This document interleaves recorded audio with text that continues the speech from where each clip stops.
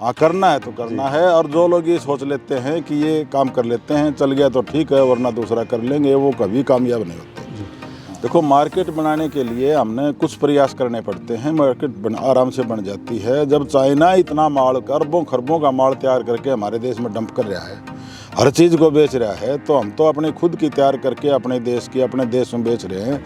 और ये तो देश हित में सबसे बढ़िया है। मैं इसको गवर्नमेंट जॉब से बेटर मानता हूँ।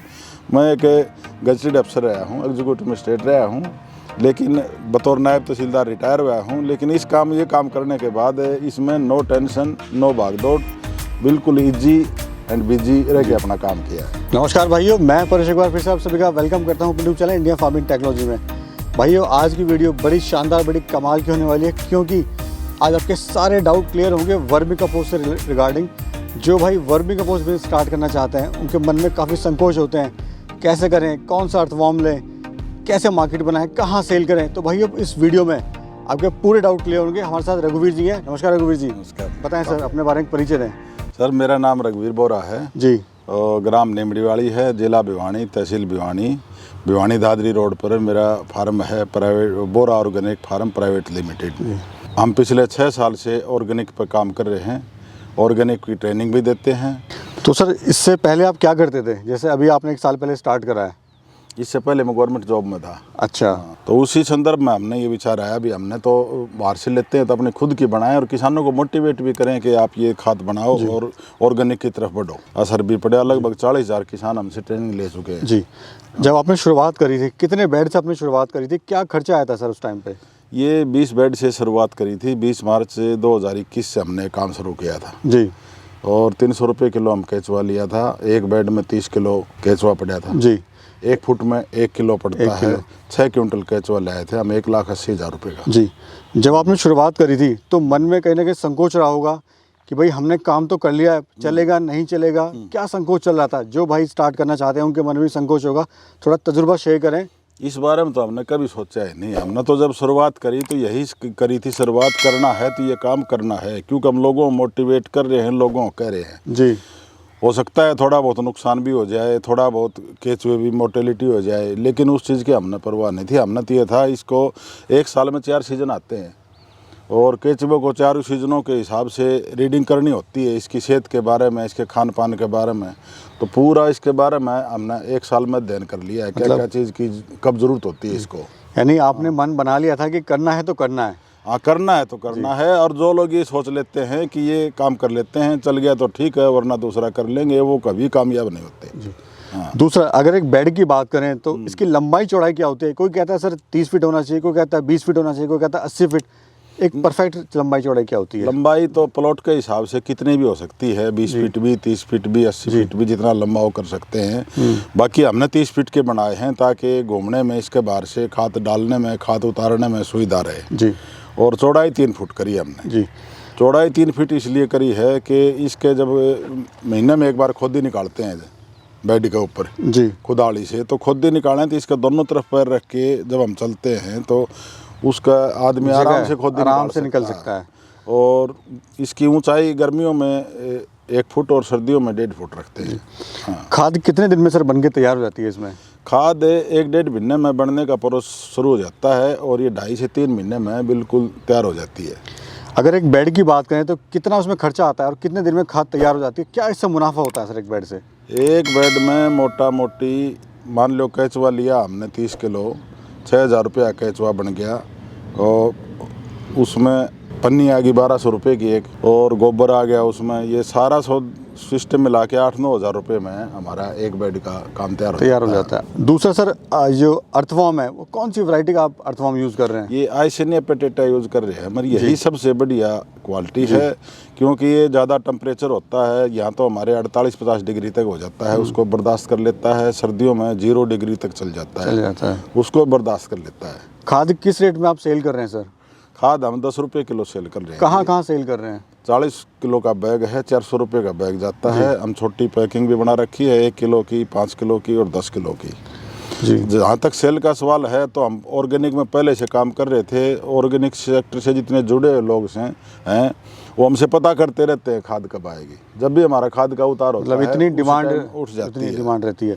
मेन सप्लाई हमारी सब्जियों वालों में, बागों में, और ये नर्सरियों वाले, वेंकट हॉल, प्राइवेट अस्पताल, और ये 200 गज से ऊपर की, 500 गज के ऊपर की वहाँ पर कोठियाँ सप्लाई हैं है। जिनमें जी, किचन जी, गार्डनिंग जी। करते हैं, वो काफ़ी लोग हमसे जुड़े हुए हैं। सर एक इम्पोर्टेंट सवाल है, आपने तो अपनी मार्केट बना ली है, लेकिन जो भाई हमें देख रहे हैं और जो स्टार्ट करना चाहते हैं वो डरते हैं कि मार्केट कैसे बनाए, कहाँ हम सेल करेंगे, हमने स्टार्ट तो कर लिया है।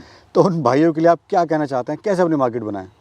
देखो, मार्केट बनाने के लिए हमने कुछ प्रयास करने पड़ते हैं। मार्केट आराम से बन जाती है जब चाइना इतना माल, अरबों खरबों का माल तैयार करके हमारे देश में डंप कर रहा है, हर चीज़ को बेच रहा है, तो हम तो अपने खुद की तैयार करके अपने देश में बेच रहे हैं, और ये तो देश हित में सबसे बढ़िया है। तो इसको थोड़ा इस मेहनत से ही हम इसको सप्लाई कर सकते हैं, लेकिन इतना ही है कि हमने लोगों को अपनी भाषा में या उनकी भाषा में ये समझाना है भी ये चीज़ जो है ये हम आपको दे रहे हैं, ये हम वर्मी कंपोस्ट की पहला सवाल ये हम क्यों बनाया, क्यों तैयार कराया जी, और क्यों हम आपको देना चाहते हैं। वर्मी कंपोस्ट तो हमने सिर्फ इसलिए तैयार कराया है कि जब हम फर्टिलाइजर खाते डालते हैं इतनी हार्ड लेयर बन जाती है ऊपर की, यानी अपनी किसान की भाषा में कहें तो तप्पड़ सी हो जाती है, और ज़मीन इतनी हार्ड हो जाती है कि उसमें हवा पास नहीं होती, वो पानी को अवशोषित नहीं कर सकती, और उसमें बार बार पानी की ज़रूरत पड़ती है। हवा पास ना होने के कारण फसल बढ़िया ढंग से ग्रोथ नहीं करती। जी सर, जब आपने शुरुआत करी थी कितने बेड से आपने शुरुआत करी थी? अपन 20 बेड से शुरुआत करी थी। आज कितने बेड हैं सर? आज मेरे पास 50 बेड हैं। 50 बेड हैं। हाँ। सर दूसरा, जो हमारे युवा भाई हैं जो स्टार्ट करना चाहते हैं, उनको कितने मिनिमम से मिनिमम कितने बेड से स्टार्ट करना चाहिए? देखो, 10-15 बेड तो कम से कम होना चाहिए, 20 बेड से कर ले तो बहुत बढ़िया है, क्योंकि 20 बेड से नीचे कुछ बचता नहीं है। जी, 20 बेड में भी खुद मेहनत करते हैं तो बचेगा, वरना फिर 40 बेड के बाद थोड़ी बहुत बचत होनी शुरू हो जाती है। यदि हम इसको बिजनेस के तौर पर लेते हैं, हमारे पास 100 बेड हैं, तो ये मान लो कि हमारा बिजनेस रनिंग में आ गया है, रनिंग शुरू में आ हो गया। गया है। जी। दूसरा सर, किस किस मौसम में इसको कर सकते हैं? ये क्या हर मौसम में कर सकते हैं, गर्मी सर्दी बरसात, या कोई ऐसा मौसम है जिसमें इसकी शुरुआत करी जा बहुत सकती बढ़िया है? सवाल पूछा आपने। ये फरवरी मार्च का महीना, जैसे आज अपने पास 14 फरवरी है, 15 फरवरी है, फरवरी मार्च का महीना इसके लिए सबसे बढ़िया है जी, क्योंकि कैंचुआ 20 से 25 डिग्री टेम्परेचर इसके लिए सबसे ज़्यादा सूटेबल है, सबसे ज़्यादा इसमें वर्क करता है, ग्रोथ होती है। हाँ। दूसरा सर, ट्रेनिंग के इसमें कितना महत्व है? क्या ट्रेनिंग इसकी लेनी चाहिए? ट्रेनिंग तो इसकी लेनी चाहिए, ट्रेनिंग का पूरा महत्व है। हम कोई भी काम करते हैं, हमने उसकी ठीक जानकारी नहीं होगी तो उस काम को हम ठीक ढंग से नहीं कर पाएंगे। जी, यदि कोई भाई चाहता है, ट्रेनिंग लेना चाहता है, वो फार्म पर आए, देखे, हम पूरी उसको नॉलेज देंगे और फ़ोन नंबर ले जाए हमसे। जो उसने बार बार ज़रूरत पड़ेगी, साल में 4 मौसम होते हैं, चारों मौसमों में ही ज़रूरत पड़ेगी जी, हर बार बेड तैयार करेगा, उतार करेगा, उस बीच में 1-2 बार सलाह लेनी पड़ेगी। हम बिल्कुल फ़ोन उठाया जाएगा जी, और हम उसको सलाह देंगे पूरी, भाई उसने क्या करना चाहिए, कैसे करना चाहिए। दूसरा, आपके अगर सफ़र की बात करें, 1 साल का जो सफ़र था, 1-1.5 साल का, तो सफ़र कैसा रहा सर आपका? सफ़र इंजॉय कराया है, Enjoy बहुत करा। बढ़िया इंजॉय कराया है, बहुत बढ़िया काम चला है, क्योंकि मैं इसको गवर्नमेंट जॉब से बेटर मानता हूँ। मैं एक गजटेड अफसर रहा हूँ, एग्जीक्यूटिव मजिस्ट्रेट रहा हूँ, लेकिन बतौर नायब तहसीलदार रिटायर हुआ हूँ, लेकिन ये काम करने के बाद इसमें नो टेंशन, नो भागदौड़, बिल्कुल इजी एंड बिजी रह के अपना काम किया है। हमारे जो युवा बेरोजगार भाई हैं, उनको आप क्या संदेश देना चाहते हो जो शहर की तरफ भागते हैं गाँव छोड़ के? आखिरी में एक दिन आना पड़ेगा। जो लोग 20-20, 30-30 साल से गांव छोड़ के चले गए थे कोरोना महामारी के कारण, अब उनके परिवार वालों ने उनने पुराने मकानों की मरम्मत कराई है, दोबारा गांव में आए हैं। गांव को छोड़ना सबसे बड़ी मूर्खता है। यहाँ अच्छा दूध दही मिलता है, प्योर से सब्जियाँ मिलती हैं, सारी चीज़ें ठीक मिलती हैं, सेहतमंद रहेगा आदमी। दूसरा सर, गोबर एक बड़ा डाउट रहता है, गोबर भैंस का लें कि गाय का लें, कौन सा गोबर सबसे उत्तम है, या दोनों गोबर इस्तेमाल कर सकते हैं?